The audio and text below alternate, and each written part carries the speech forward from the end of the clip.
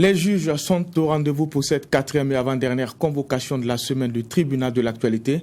Un rendez-vous pour juger les faits majeurs de l'actualité d'ici et d'ailleurs. Mesdames, Messieurs, bonjour et merci à vous qui nous faites l'amitié de nous suivre en direct et en simultané sur les médias leaders True TV et Watt FM. Nous sommes également accessibles par les plateformes Facebook et YouTube. Je suis Adam Scarlett Ouedraogo, président de cette instance.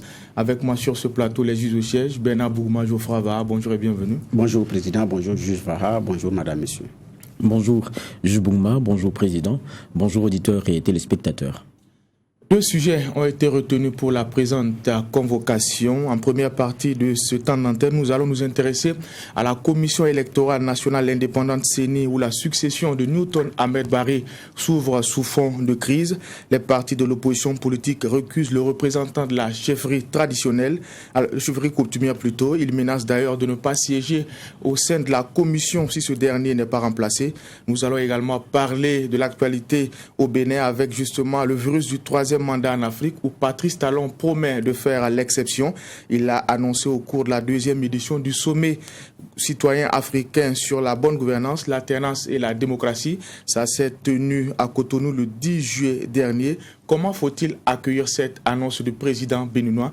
Nous aurons la réponse des juges, mais ça sera après les avant-propos.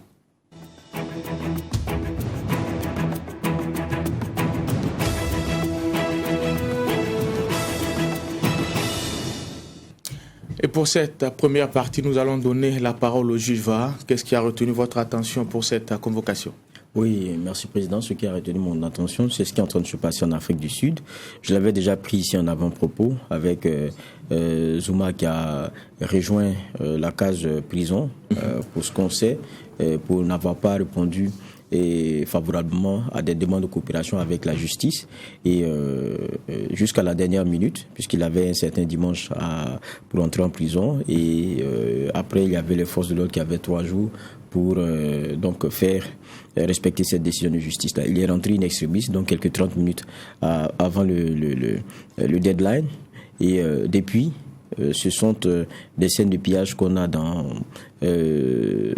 beaucoup de contrées donc d'Afrique du Sud, notamment aussi là d'où il est originaire et là où l'ANC a vraiment ses bases, parce que aussi c'est ce à quoi ce parti-là a habitué plus ou moins les Sud-Africains à avoir ce mot d'expression-là, qui est celui très violent.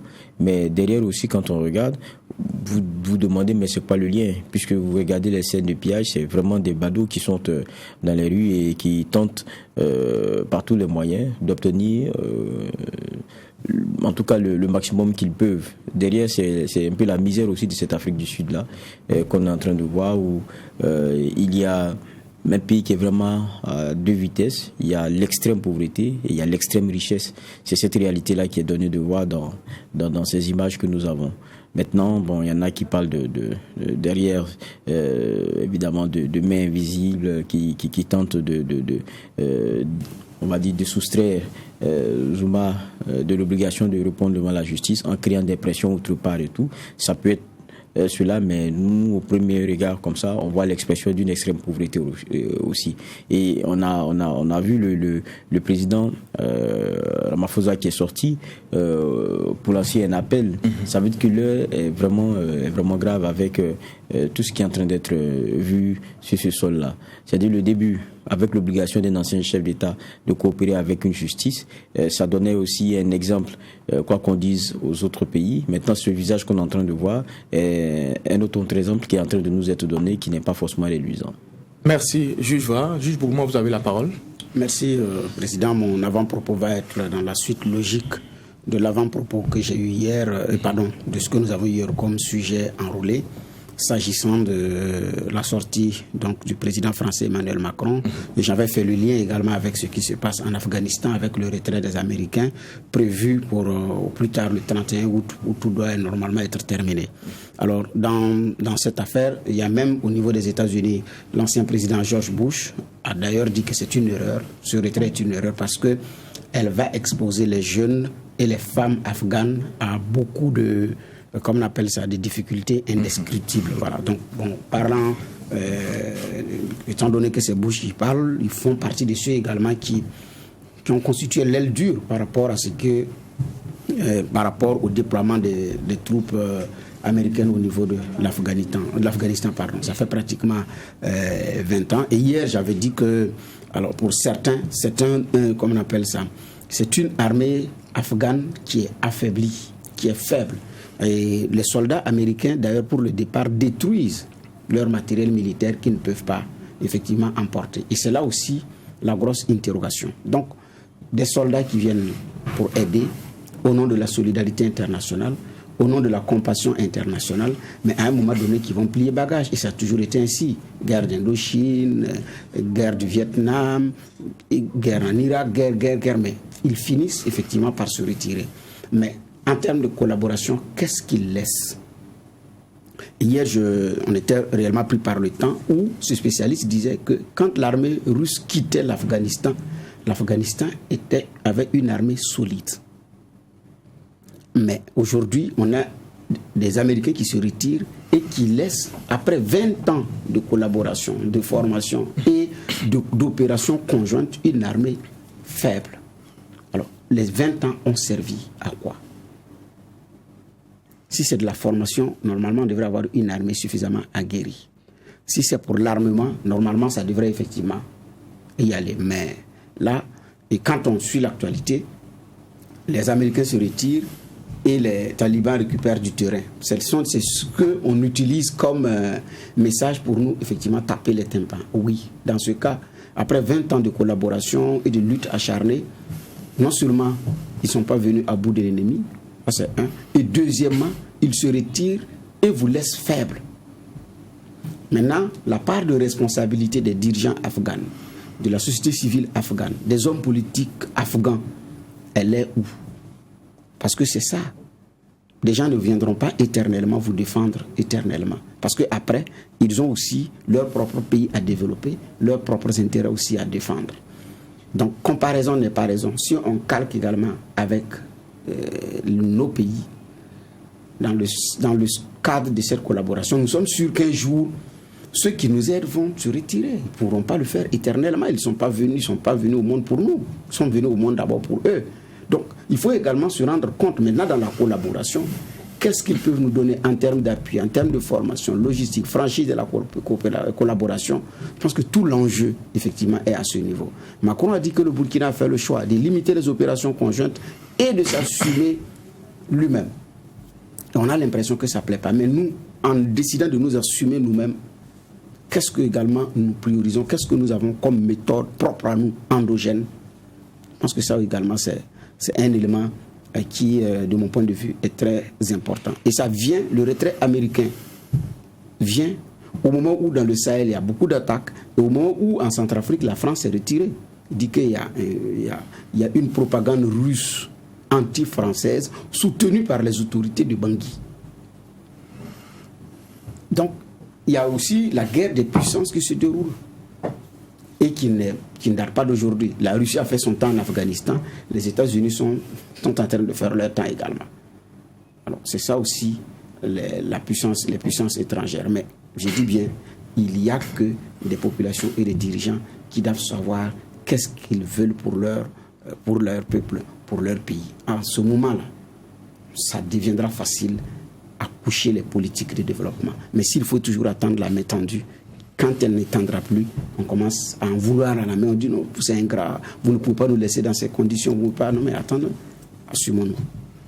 Assumons-nous. Merci, messieurs les juges, pour ces propos introductifs. Nous allons également dire merci à l'équipe derrière la caméra, aussi bien à la télé qu'à la radio, qui nous permet d'être en direct et en simultané sur les médias leaders Truth TV et Watt FM. Je le disais à l'entame de cette émission, l'opposition politique menace de ne pas siéger à la Commission électorale nationale indépendante CENI. Cette opposition-là récuse le représentant de la chefferie coutumière qu'elle soupçonne d'être membre actif du parti au pouvoir.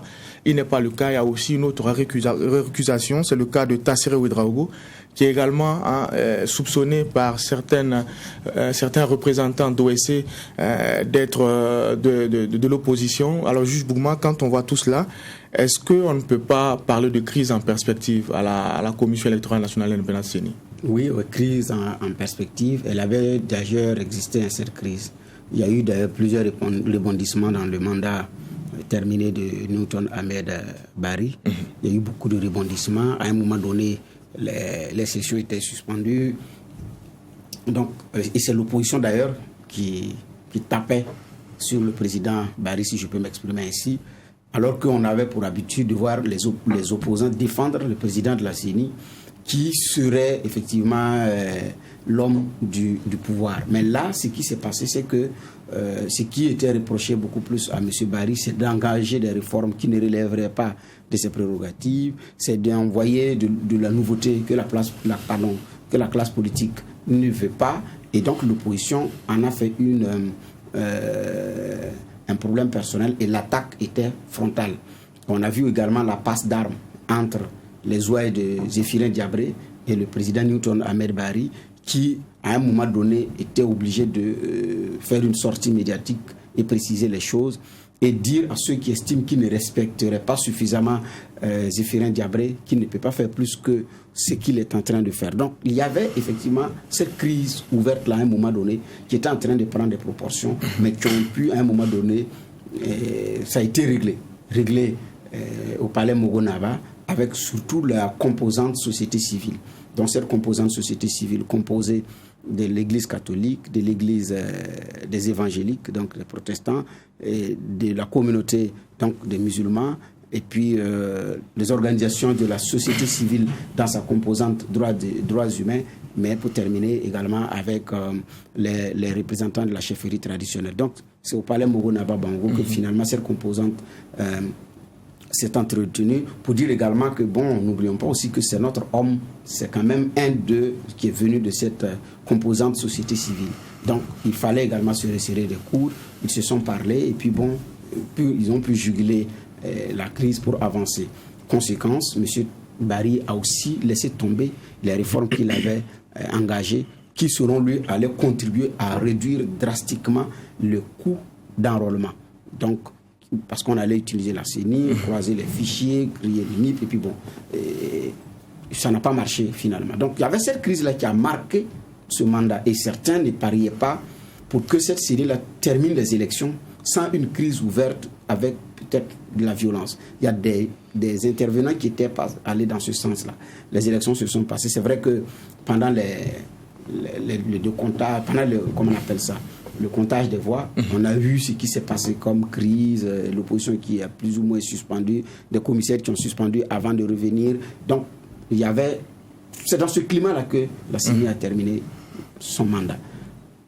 Donc, il y a un nouveau bail qui commence, avec un léger réaménagement des commissaires. Il y en a qui ont changé leurs commissaires, certaines entités n'ont pas changé. Mais en même temps, la question de la présidence aussi devient un autre problème. Il y a même plusieurs problèmes là-dedans. Le problème, c'est que la tradition au niveau de la CENI, qui est une règle non écrite, donc c'est ce gentleman agreement qui fait que c'est à tour de rôle au niveau des différentes composantes. Mais comme c'est la composante société civile qui gère toujours la présidence, parce que les partis politiques sont toujours vice-présidents, ce qui fait que, bon, aujourd'hui, les chefs traditionnels coutumiers estiment que c'est leur tour, et donc les évangéliques ont terminé leur mandat, les catholiques ont terminé leur mandat, les musulmans avec Newton Ahmed Bari, et donc c'est leur tour, il fallait attendre. Sauf que pour M. Bari, il a une possibilité d'un deuxième mandat, étant donné que ça, comment on appelle ça, il a été revalidé, si vous me permettez ainsi, par sa communauté, donc qui naturellement pourrait également briguer un deuxième mandat avec de nouvelles ambitions, et demande maintenant qu'il soit soutenu, et maintenant après il passe la main à la chefferie traditionnelle. Il y en a qui ne veulent pas en entendre parler, il y en a qui, donc même au niveau des commissaires de la CENI, il y a d'abord cette pomme de discorde. Deuxième pomme de discorde, c'est aussi celui dont il est question, donc Monsieur Ouedraogo, Bonaventure Ouedraogo. Voilà, Bonaventure Ouedraogo, donc représentant de la chefferie traditionnelle, qui est aussi récusé par l'opposition, parce que pour cette opposition, c'est un cadre du MPP, il a battu campagne pour le MPP, donc il n'est pas question qu'il vienne siéger, surtout également que, en fait, ce n'est pas le fait même qu'il siège. Ils savent naturellement que aussi que monsieur vient avec une idée dans la tête qu'il pourrait être le président de la CENI si réellement les uns et les autres acceptent que cette tradition au niveau de la CENI soit respectée. Donc la crainte aussi, c'est de fermer les yeux et puis de voir devant soi un MPP écrit quelque part, mais pas un Bonaventure Ouedraogo. Donc je pense que c'est ça, ce sont ces crises-là, ces deux éléments qui constituent déjà un début de mandat qui s'annonce de plus difficile. D'accord. Alors, après les réserves émises par l'opposition quant à la neutralité du représentant de la chefferie coutumière, on a parlé de Bonaventure Ouedraogo. Alors, la réponse du ministre en charge de l'administration territoriale a été claire là-dessus. Aucune disposition n'autorise, en tout cas, son ministère de recevoir une récusation. Finalement, comment on fait avec cette situation-là?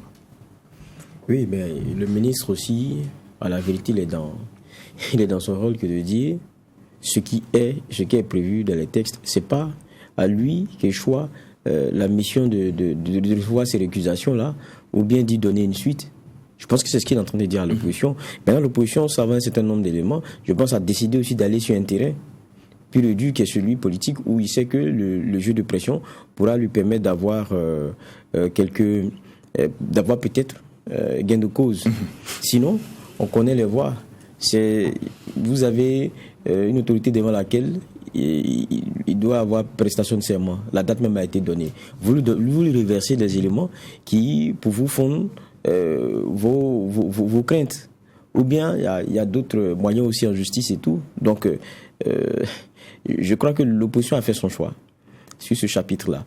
Mais à la vérité, quand vous regardez au fond, même quand vous lisez les textes là qui concernent la CENI, il y a que chacune des composantes là, opposition, majorité, société civile et tout, chacun envoie son représentant. Mais l'article dit quoi?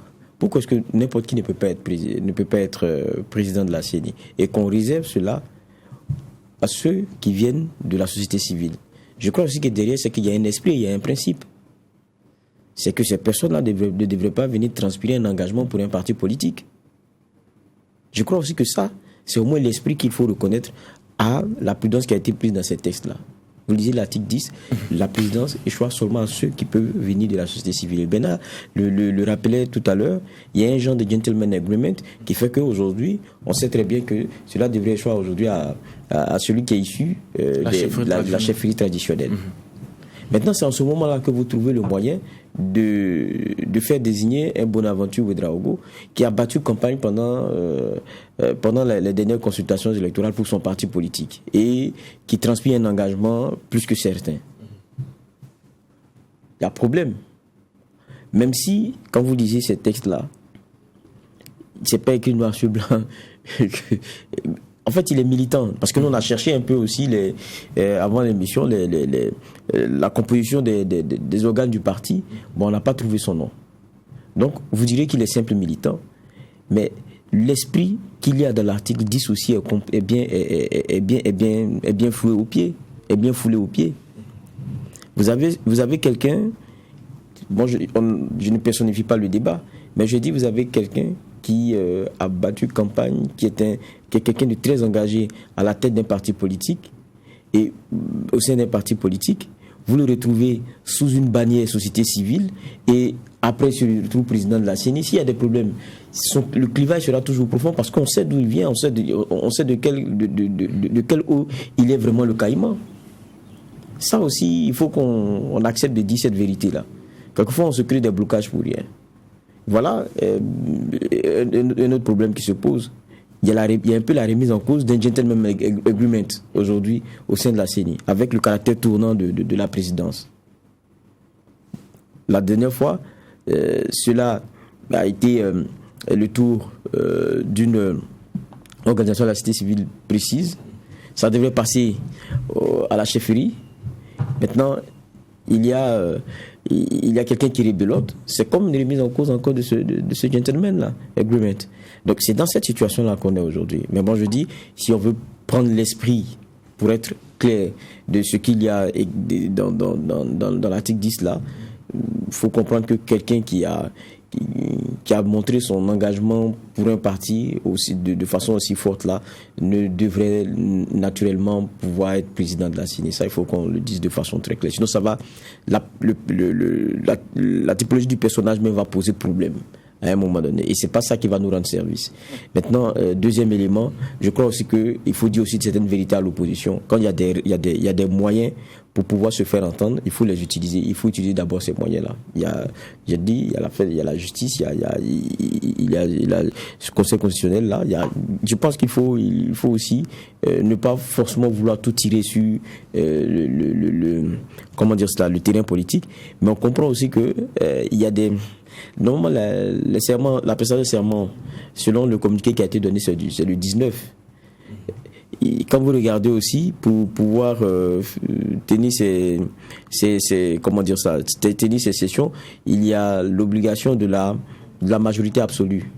Bon, je n'ai pas encore fait les calculs, mais bon, peut-être que même sans l'opposition, je ne sais pas si ça va pouvoir passer. Mais même si ça passe, qu'est-ce que ça donne comme message? C'est tout ça. C'est tout ça. Mais bon, ils sont tous dans ce qu'ils savent faire, les jeux de pression. On attend de voir ce que ça va donner après. Alors, vous avez insisté un peu sur ce principe-là, ce principe non écrit de la rotation au niveau de la présidence de la CENI. On l'a dit, il y a des informations qui font état de la volonté de Newton Ahmed Barry de remplir pour un second mandat. Donc, on tend vers la remise en cause de cet accord non écrit. Est-ce que finalement, il ne faut pas aller vers une réforme de la CENI et peut-être écrire sur papier tous ces accords-là pour éviter peut-être une crise? Oui, ce que vous dites est vrai. Avant de répondre à votre question, je voudrais préciser quelque chose. Parce qu'il y a beaucoup de juristes qui n'arrivent pas à comprendre la démarche de l'opposition. C'est vrai que le ministère peut effectivement demander au tribunal administratif, selon certains, de voir la régularité du choix. Est-ce que c'est conforme à l'esprit et à la lettre des personnes qui ont été choisies? Mais l'opposition aussi a la possibilité de demander ça devant le tribunal administratif, ou d'écrire au Conseil constitutionnel avec des éléments de preuve pour demander que monsieur ne prête pas serment, ou attaquer devant le Conseil d'État la décision du Conseil des ministres qui a validé les commissaires. L'opposition ne l'a pas fait. Du reste, peut-être qu'elle n'a pas communiqué là-dessus. Elle a demandé au ministère qui dit que juridiquement, elle n'a pas les moyens de récuser, ce qui est vrai. Sauf que le ministère peut demander, mais elle n'a pas fait, mais elle dit qu'elle n'a pas les moyens de récuser. Ça aussi, c'est vrai. Et c'est un combat politicien qu'on a choisi. Alors qu'il y a un arbitre qui est à côté qui peut trancher. Pourquoi on n'y va pas? Donc les deux camps ont préféré, excusez-moi du terme, le populisme, embarquer les Burkinabés dans beaucoup de bruit pour rien. Et alors je dis, allez voir le recours. Et devant cette justice, des gens ont eu raison. Des maires ont eu raison. Mais en même temps, l'opposition a raison. Parce que le ministère aussi a créé une aberration juridique. Voyez-vous les maires là, qui ont battu campagne pour d'autres partis politiques, tous bords confondus, ont été maintenant empêchés, effectivement, de siéger. Donc, alors, qu'est-ce qui se passe? Comme ces maires, le ministère a tout fait pour... Non, il y en a qui ont même des intérimaires aujourd'hui. Alors que juridiquement, elle n'a pas des éléments de preuve. Donc, c'est cette aberration juridique-là. On peut dire, bon, si vous faites ça, c'est qu'elle-là aussi vous pouvez faire. C'est pourquoi j'avais dit en son temps, il faut respecter l'esprit et la lettre, et puis la loi, et puis on va avancer. Donc, on y est, et en même temps, nous sommes dans un... comment on appelle ça? Dans ce timbogrio-là, et on est en train maintenant de chercher à résoudre un problème dont la solution n'est pas adaptée. Le problème, il est là. Il a des solutions. Mais on n'utilise pas ces solutions. On utilise d'autres solutions pour régler un problème. Ça ne peut pas marcher.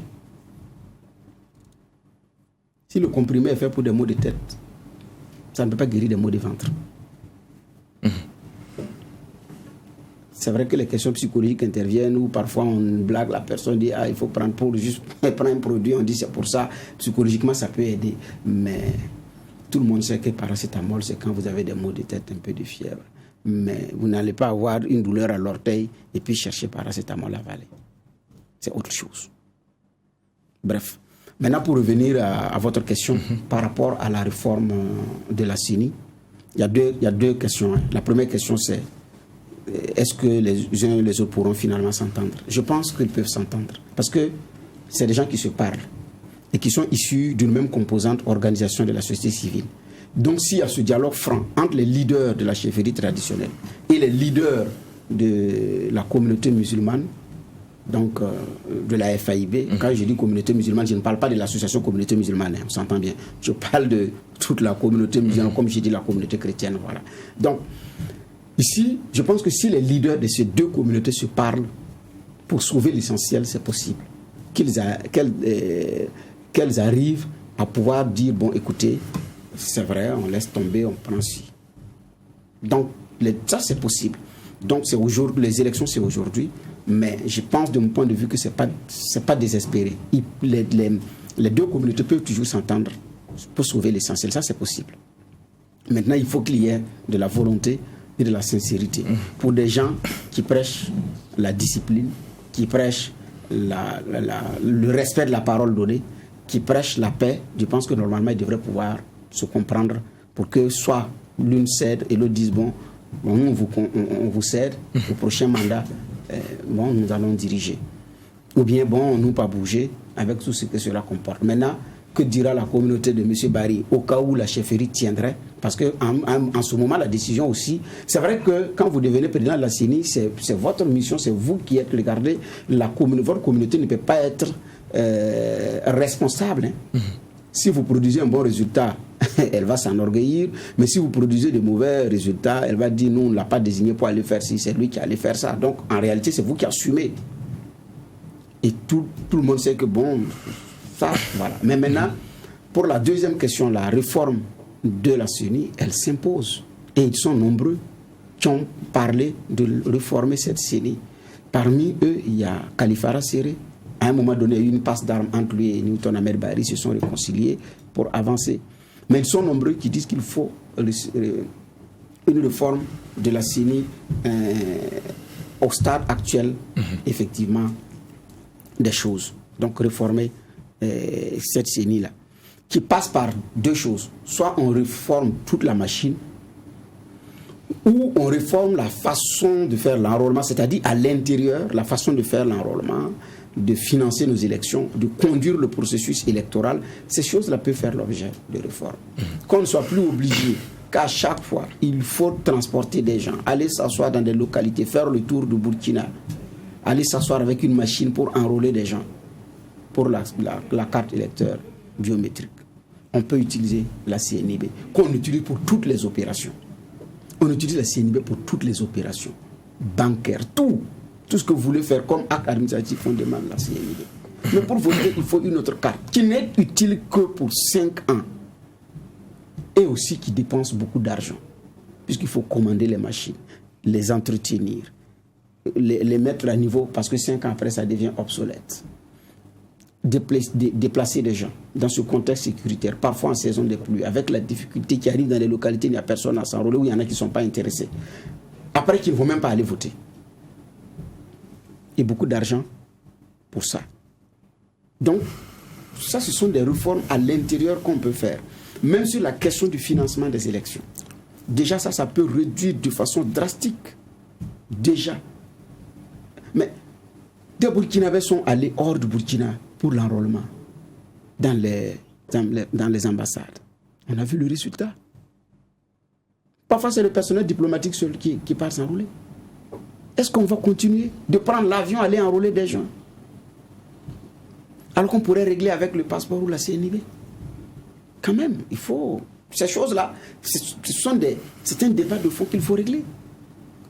Et puis, le système de choix. J'étais d'accord avec Sango quand il dit qu'il faut... Même les grandes démocraties ont une autre... Comment on appelle ça?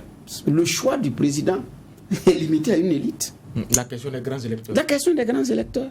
Les grands pays le font. L'Afrique du Sud, qui élit le président? En Israël, les États-Unis, la Grande-Bretagne. Le processus fait que, effectivement, c'est une élite qui désigne. Pour minimiser également le coût, mais aussi en fonction des enjeux qu'on veut mettre là-dedans. Qui a déjà vu un grand électeur américain devant un micro en train de justifier pourquoi il a fait le choix de X ou de Y? Qui l'a déjà vu? On connaît le nombre par État, mais les personnes en tant que grand électeur, Geoffroy Vaha en tant que grand électeur, qui vient justifier pourquoi il a choisi Adams Kalel Ouedraogo comme président des États-Unis d'Amérique, moi, je n'ai pas encore vu. Dans l'histoire, il y a quelques visages qui ont été connus, mais ça s'arrête là. Pourquoi? Ce mythe-là entretient quoi? Pourquoi on ne les connaît pas? Et ils ne justifient pas leur choix. Et puis c'est fini. Et maintenant, ce sont les chroniqueurs, les éditorialistes qui viennent décrypter le nouveau président, le processus et tout, et tout, et tout, et tout. Voilà. Et puis on passe à autre chose. Est-ce que nous n'allons pas aussi réfléchir à des choses pareilles? Beaucoup d'argent pour peu d'électeurs, qui d'ailleurs jouent aussi sur la légitimité des élus, parce que la grande majorité ne se reconnaît pas dans les décisions de celui qui a été élu. Si vous avez près de 10 millions de potentiels électeurs, 8 millions de potentiels électeurs, et vous avez moins de 2 millions qui élisent un président dans ces conditions-là, qui va gouverner une population de près de 21 millions d'habitants, mettons les choses dans la balance et puis regardons. Donc la réforme doit être courageuse et profonde. Mais, j'ai dit bien, ça demande un travail de fond. Est-ce qu'on aura le courage d'y aller dans un pays où les gens sont réfractaires au changement? Quand vous parlez réforme, vous parlez renouveau, vous parlez changement, ça rebute. Alors que les gens veulent le changement, mais n'ont pas le courage d'y aller. C'est ça aussi le paradoxe au niveau de Burkina. D'accord. Alors, juge, le ministre Clémence Ouedraogo se dit incompétent pour trancher pour ce qui est de la question des récusations.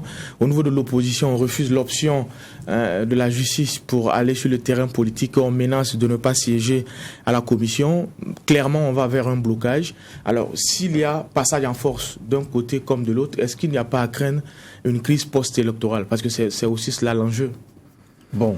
Vous savez, quand on commence mal, très souvent aussi, bon, ça a un impact. Mais moi, je pense que le passage en force ne fera pas forcément du bien. Et j'ai dit, il y a un esprit aussi qu'il y a dans un article qui a voulu qu'il n'y ait pas les personnes issues des partis politiques là qui soient présidents de la CENI. Donc, si on veut respecter cet esprit-là, s'il y a quelqu'un qui pose problème de par son engagement politique, je crois aussi qu'il faut accepter de regarder dedans. Mais moi, je pense que ce n'est pas forcément la faute à Bonaventure Ouedraogo ou quoi que ce soit. Mais on refuse aussi d'aborder une réalité. Ceux qui l'ont désigné là, c'est qui? C'est un chefferie coutumier. Mais j'ai l'impression qu'ils ont achevé de nous donner la réalité de ce qu'ils sont. C'est des hommes politiques. C'est des gens qui sont dans les partis. Regardez aujourd'hui, l'opposition même qui parle.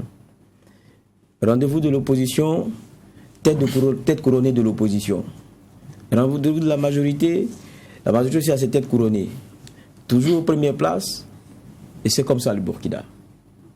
Vous voulez maintenant que ceux-là vont désigner là, soient des personnes qui arrivent et qui ont je ne sais pas moi là, qui transpirent toute l'équidistance, toute l'indépendance. Non. C'est nous qui avons accepté qu'il soit comme ça. Donc, ça nous revient un peu à la figure maintenant avec ce qui est en train de se passer. Et on rentre dans un jeu où on demande à quelqu'un qui doit être, comme on appelle un groupe, qui doit être à équidistance de tout, qui doit transmettre une certaine indépendance. Et c'est pour ça que l'article 10 permet à ce que le président sorte de ces OSC-là, que par un jeu de ce qu'ils savent eux-mêmes, désigne quelqu'un qu'on aurait vu naturellement venir des partis politiques et puis ça n'aurait posé aucun problème. C'est ce qui est en train d'arriver aujourd'hui. Maintenant, je me dis, même si vous faites le passage en force, comment est-ce que vous sauvez les clivages demain? Et puis que vaut la position, le mot ou la réponse de ce président-là lorsque des problèmes interviendront? C'est ça aussi qu'il faudrait voir. Donc on peut se faire l'économie de certaines guerres. Mais je dis aussi que l'opposition connaît les voies pour pouvoir y aller. Et Bernard le rappelait tout à l'heure. Maintenant, on est dans un jeu de bras de fer. Genre, ça passe ou ça casse. Mais depuis un certain temps aussi, l'opposition est dans cette posture-là avec la majorité. Dialogue direct. Vous voyez, bras de fer. Si on ne sent pas ceci, on ne vient pas à la table de la discussion. Aujourd'hui, c'est CENI, bras de fer. Si on ne vient pas, on ne va pas siéger, on ne viendra pas. Donc, c'est la politique de la chaise vide. Est-ce que les absences remarquées arrivent à sauver les situations? Les absences même remarquées, est-ce que ça arrive à sauver les situations? Partout, on l'a vu, hein, même en Côte d'Ivoire, à côté, un peu. Bon, les gens se mettent à l'aise et puis ils continuent. Après, vous revenez prendre le train en marche. mais ça se serait fait sans vous, et puis après vous revenez, vous ne pouvez que baisser la tête ou Mais je pense qu'il y a des actes majeurs à faire maintenant, ici et maintenant. Il y a des voies de recours, outre celle posée sur la table du ministre, qui devrait elle aussi, parce qu'on n'a pas encore l'info que l'opposition ne l'a pas faite, mais qui devrait elle aussi entrevue pour montrer au moins qu'on veut aller jusqu'à un certain niveau relativement à ce à quoi on pense et qui pour cette opposition-là est juste. Mais c'est clair que quand on regarde au fond, il y a un problème avec M. Ouédraogo, parce que si ça passe, ça risque d'être le futur président et ça sera compliqué. D'accord. Dernière question sur ce chapitre-là, peut-être en quelques secondes avec Juge Bougma. Geoffroy Vaal a dit, au-delà du cas Bonaventure Ouédraogo, il faut peut-être avoir le courage de trancher la question de la chefferie coutumière, notamment sa place au niveau de la politique au Burkina Faso. Non, en l'état actuel des choses, il ne leur est pas interdit de faire de la politique. En l'état actuel des choses, ce n'est pas fait.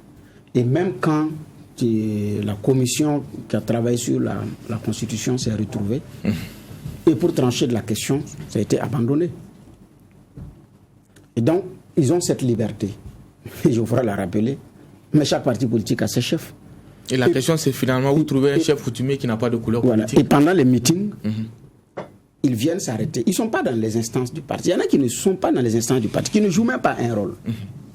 Il n'est pas dans le bureau provincial, même dans son secteur, dans son quartier, il n'y figure pas. Je ne parle pas du bureau exécutif national, ni du bureau politique national. Il n'y est pas. Maintenant, quand il y a le grand rendez-vous, il vient. Et il prend la parole et il désigne toujours un porte-parole des chefs traditionnels du parti qui parle. Donc, ce qui fait que monsieur vient, le temps d'un meeting, il prend la parole, il appelle les autres à voter au nom de la chefferie traditionnelle, et puis il descend, il est parti, il part s'asseoir. Mais il y en a qui refusent de venir sur le site du meeting, mais qui sont en réalité des grands électeurs et qui donnent des instructions dans l'ombre. Mais ils ne viennent pas sur un terrain de meeting. Tous les partis viennent dans son palais, présenter les civilités, mais monsieur sait pour qui il va voter et pour qui il va appeler à voter. Alors aujourd'hui, on ne peut pas leur empêcher effectivement de faire de faire la politique. Mais ce qu'il y a, c'est que quand il y a des choix pour des postes de ce niveau-là, qu'on tienne compte de la couleur politique pour le choix. Et là, la chefferie traditionnelle, dans le choix de M. Ouédraogo, aurait dû être prudente, compte tenu du fait qu'il s'est déjà présenté sur des aires de meeting d'un parti politique. C'était également d'en tenir compte dans le choix, mais elle n'a pas tenu compte. Conséquence, on fait un mauvais procès entre griffes au MPP, qui effectivement il a été à leur meeting, mais je ne pense pas aussi que c'est eux qui ont commandité son choix. Je ne sais pas, mais je ne crois pas aussi. Parce que tout est approuvé. Mais c'est ceux qui l'ont choisi qui devaient tenir compte de cette couleur-là et de cette appartenance pour faire le choix. C'était de demander, mais vous avez déjà été à un meeting, officiellement vous avez pris la parole. Il dit oui. Parce que quand il y a des meetings, les partis politiques invitent. Vous, M. Ouédraogo, vous pouvez aller vous asseoir au meeting d'un parti politique sans être militant. Parce que vous avez reçu un carton d'invitation qui vous invite à tel ou tel événement, vous partez vous asseoir. J'ai été à des meetings de l'opposition, j'ai été à des meetings de la majorité. Pas pour faire même un reportage, aller m'asseoir, suivre, en tant qu'invité. Ça m'est arrivé. Et c'est arrivé même à plusieurs personnalités qui partent seulement regarder. Et moi, je vais souvent beaucoup plus également pour mon boulot. Donc, les chefs en général sont invités.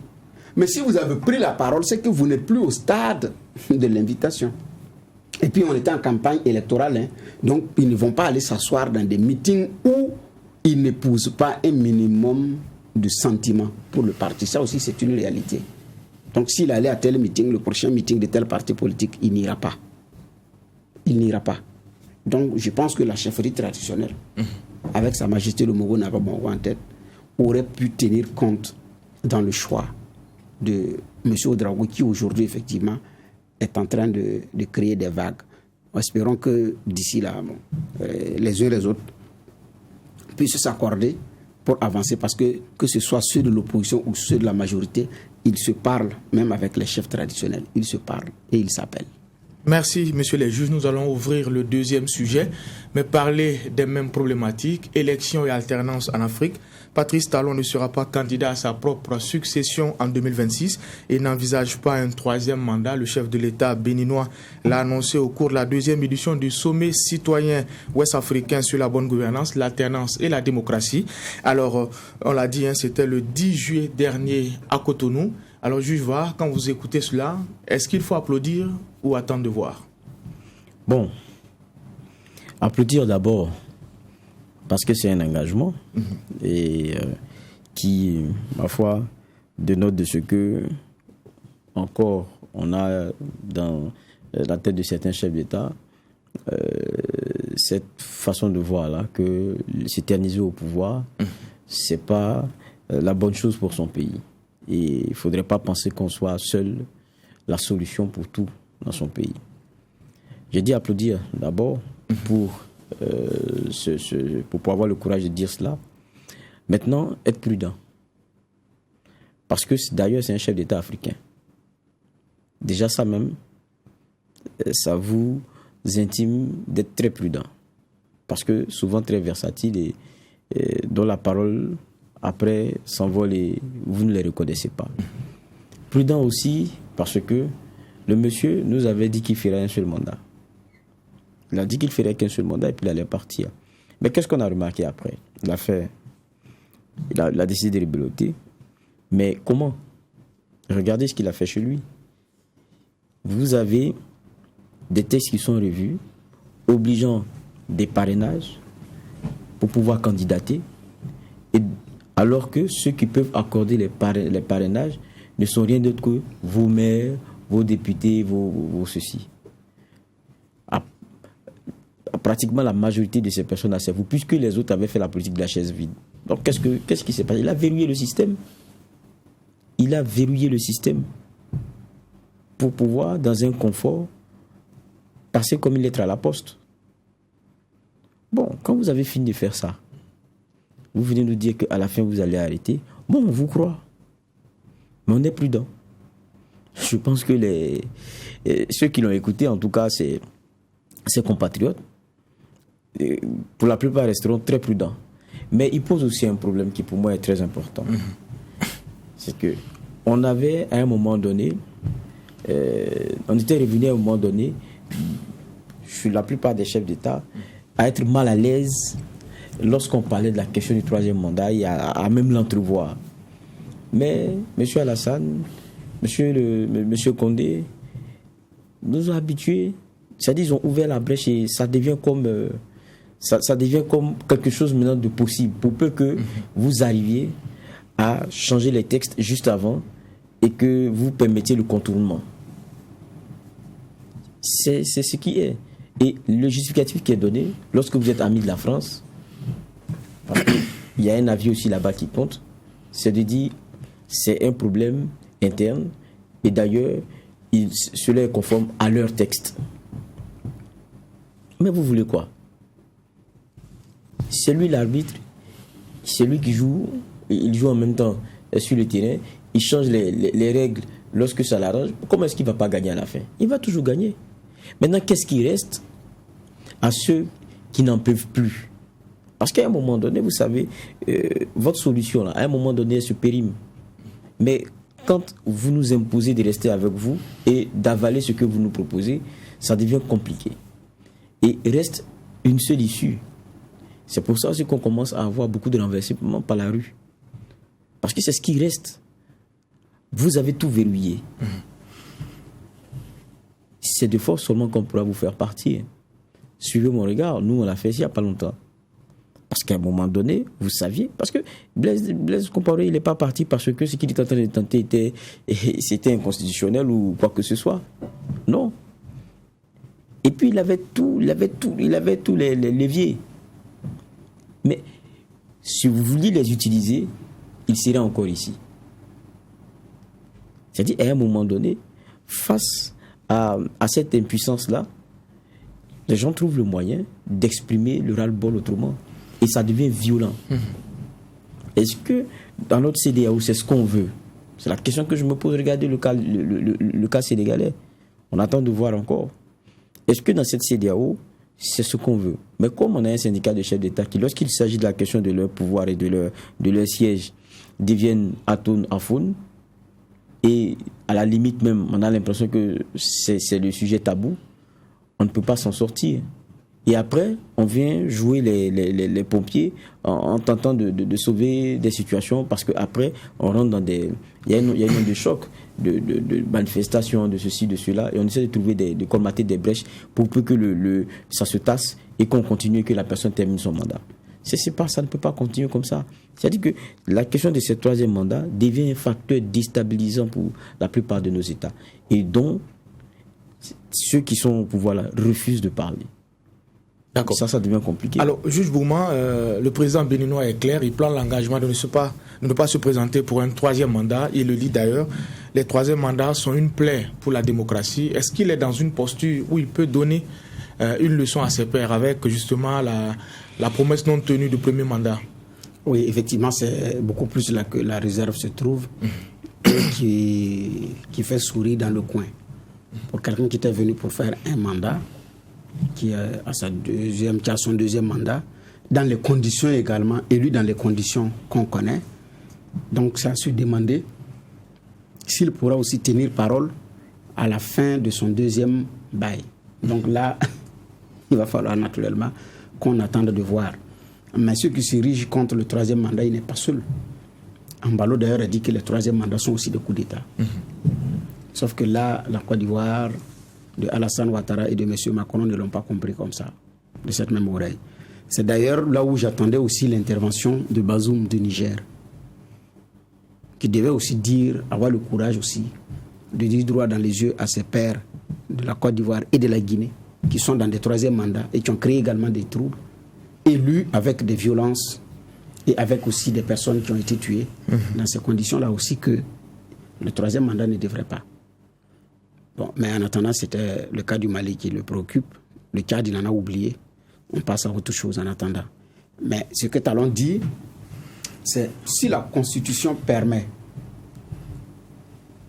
qu'il y ait un troisième mandat et que vous êtes venu trouver cette Constitution en l'état, vous continuez. Mais si vous arrivez, vous changez les règles du jeu pour réviser et maintenant vous octroyez le troisième mandat, comme ce fut le cas en Côte d'Ivoire, comme ce fut le cas en Guinée, comme ce fut le cas plusieurs fois au niveau du Burkina, naturellement, on joue les crises politiques. Il y a des pays qui ont des constitutions illimitées, qui ont des mandats illimités, mais la situation même est telle que vous ne pouvez même pas. Donc, maintenant, est-ce que Talon va respecter sa parole? Ça, c'est à la fin de son mandat qu'on pourra vérifier. Mais n'empêche, ce qu'il dit est vrai. Maintenant, c'est là où je rejoins Gbagbo. Gbagbo dit il faut respecter ce que la Constitution a dit. Si elle a limité, vous vous limitez à ça. Si elle n'a pas limité, que vous avez la possibilité aussi de continuer, vous continuez. Mais que disent les constitutions des différents pays? Ça, c'est beaucoup plus là la question. Il a pris l'engagement. On attend la fin de son mandat pour voir si lui-même tiendra parole. Sinon, il y a une part de vérité dans ce qu'il dit. Alors, juge Va, c'est vrai, Bernard l'a rappelé, avant le président Talon, il y a le président Bissau-Guinée qui avait mis le pied dans le plat en évoquant justement la question. Est-ce qu'avec ces différentes sorties-là, les lignes peuvent bouger? Oui, les lignes peuvent bouger, mais je dis, le problème c'est que chaque chef d'État ne vit pas la même situation et n'a pas la même conviction. Vous savez, en 2015, il y avait le projet d'intégrer dans la discussion au niveau CEDEAO, la question même des troisième mandats. Mais quels sont ceux qui ont tapé du poing sur la table pour dire non, on ne veut pas que ça soit introduit comme débat? Togo, Gambie. Après, vous avez vu ce qui s'est passé. Mais je veux dire que quand vous êtes dans une situation comme ça, où on refuse même de débattre de ce qui est un facteur déstabilisant pour nos États, il y a un problème. Ils préfèrent s'asseoir pour parler d'autre chose. Je me rappelle de ce qu'Aliou Toun disait. Il disait, quand vous regardez le troisième mandat, ça tue plus que les coups d'État. Il a rappelé celui du Niger 2009-2010, qui n'a pas fait de mort. Le Mali, qui avait fait un peu après, je sais pas, 4 morts. Mais quand Alassane il faisait le parallèle, Alassane Ouattara annonce qu'il fera son troisième mandat. Première manifestation, 26 morts. Mais vous savez que ça a continué. Hein? Mais c'est ça la vérité. C'est des sources de déstabilisation aujourd'hui. Et nos chefs d'État ne veulent pas en parler. Et chacun attend, faisant languir son peuple. Parce que, en fait, c'est ce qui fait un peu mal et qui est un peu risible. C'est que on fait languir un peuple sur est-ce qu'on va on va le soulager ou pas. Regardez le cas guinéen. Qu'est-ce que Alpha Condé n'a pas fait? Les Guinéens étaient suspendus à ses lèvres. La tendance dit je ne vais pas continuer. Il a tourné. Mais les gars, quand le Guinéen l'attendait, c'était quoi? Si Condé dit je ne continue pas, c'était un soulagement pour les Guinéens. C'est-à-dire que quand vous en arrivez à être le supplice de votre peuple, ça devient compliqué. J'ai dit, vous ne pouvez pas être la solution pour tout le temps, ce n'est pas possible. Et même quand vous êtes du bonheur, le bonheur répété là, à un moment donné, il devient compliqué. C'est la loi de l'utilité marginale. Et même l'eau que vous buvez qui est la vie. Premier verre d'eau, c'est bon. Deuxième verre d'eau, c'est encore mieux. Troisième, à partir du cinquième, sixième, ça devient un supplice. Et à un moment donné, vous pouvez même mourir si on continue de vous en donner. C'est qui donne la vie. Ça veut dire que on ne peut pas continuer. Vous ne pouvez pas être la solution tout le temps. Vous ne pouvez pas être celui qu'on doit administrer tout le temps. Faites ce que vous pouvez.